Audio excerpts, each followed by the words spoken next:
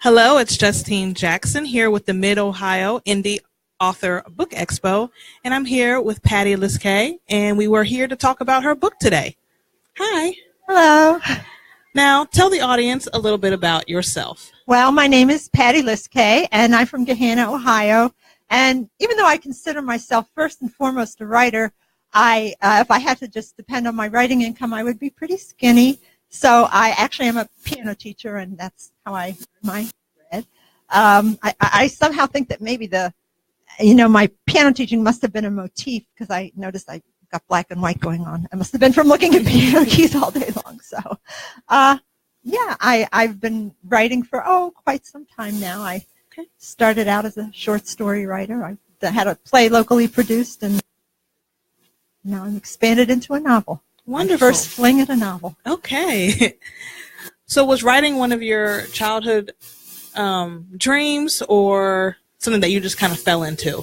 Well, I guess a little bit of both. I never really thought of it as a dream, but it was just something I kind of always did. I always did, and I, wasn't even sure that it was something I could do or was supposed to do, but I did it. For example, when I was in 7th grade, I wrote a puppet show for the Girl Scouts. I took an opera, La Boheme. How many 7th graders listen to La Opera?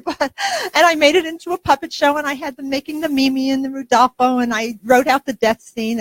And then when it was time to put on the puppet show, I was so scared. I pretended I was sick, but evidently it was quite a hit. And then when I was in high school, I had a little comedy routine I used to do, up in the auditoriums. I would write out these routines. And in college, when I was supposed to be studying, we were all studying for our exams, I was writing little skits and little comedy things to entertain everybody. So I guess it was something I always did, but I never really thought of myself as a writer until after I was grown up and I had children, and all of a sudden my children were kind of my inspiration, inspiration and exasperation. So I think somehow I found something finally to write about. So I'd say for, probably 40 years, I've considered myself a writer. That's not, I've been alive a lot longer than that. But okay. If that answers the question. Yes. So tell us a little bit about your book that you brought here today. Equal and Opposite Reactions. It's a romantic comedy of errors, lots and lots of errors. It's set in Northeast, working class, urban Northeast Philadelphia, where I grew up, and knew probably most of the characters, including the plumber. But it has to do with the chain of events that unwind when a newly divorced, young, single, struggling, financially and emotionally struggling young mother and a plumber who comes to her house to fix her broken toilet find they have something strangely in common. And this connection they make sort of leads them down this rabbit hole where they meet kind of a constellation of characters around the Philadelphia area who their lives have been drawn into.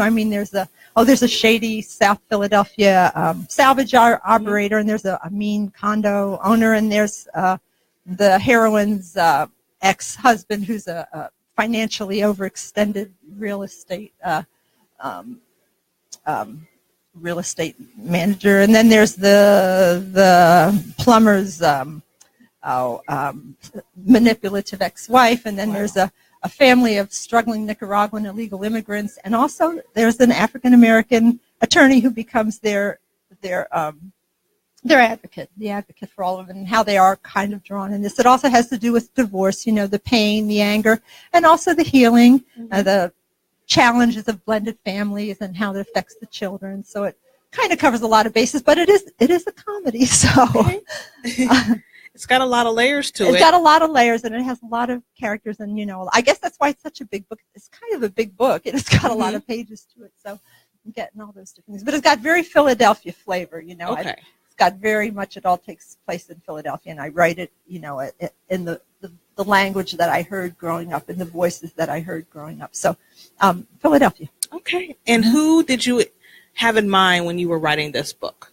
Well, it's really hard to say who you have in mind. You just kind of write what comes to you. But I think it's probably women, women, because it has to do with a young, struggling single mother. But also there's a lot of comedy too. There's other, like I said, there's the shady salvage yard operator, and there's the immigrants. That has to do with the immigration system, and it has to do with I just always kept kind of throwing problems of my characters to see how they get out of it. So I think, it does have the romantic aspect for women, but I think there's just things, hopefully, there's a lot of sex in it. People like sex, so that maybe would make the pool a little bit bigger. Okay. So hopefully, I think anybody who likes a good laugh or likes a good cry or likes to laugh till they cry, you probably will find that, in the book. So I'm hoping that it have a, kind of a wide audience. Okay. And how can our audience connect with you? Oh, I'm on Facebook. I have a daily blog that I write. It's called Ailantha. Okay. www.ailantha.com. So through Ailantha or through Facebook, they could connect.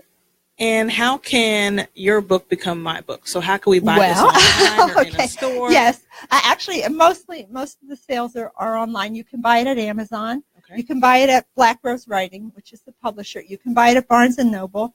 You can get it on Kindle, Nook. And at the moment, it's available. If you're from the Columbus area, it is also available at Gramercy Books in Bexley, last I heard.